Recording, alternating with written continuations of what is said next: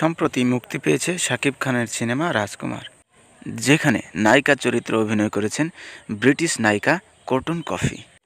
ভাষার দিক থেকে তিনি বৈদেশিক হলেও নিখুঁত অভিনয় করেছেন তিনি। তার অভিনয়ে মুগ্ধ হাজারো বাংলাদেশি সহ শাকিব খান নিজেই। রাজকুমার সিনেমার এই গানটি মুক্তিপণের 10 দিনেই 1 কোটি লোক অতিক্রম করে ভিউজ। ব্রিটিশ নায়িকা কটন কফি বলেন, শাকিব খানের সঙ্গে এই সিনেমা করতে গিয়ে আমাকে বাংলাও শিখতে হয়েছে, যদিও আমি মানুষটি পুরোপুরি ইংরেজি ভাষায় ভাষিত। রাজকুমার সিনেমার এই গানটি 3-4টি চ্যানেলে আপলোড করা হয়, যদিও মুহূর্তের মধ্যে ভাইরাল হয়ে যায়। এবারের ঈদে অনেকগুলো সিনেমাই মুক্তি পেয়েছে, তবে রাজকুমার সিনেমার মতো অগ্রাধিকার একটাও পায়নি বলে জানা যায়।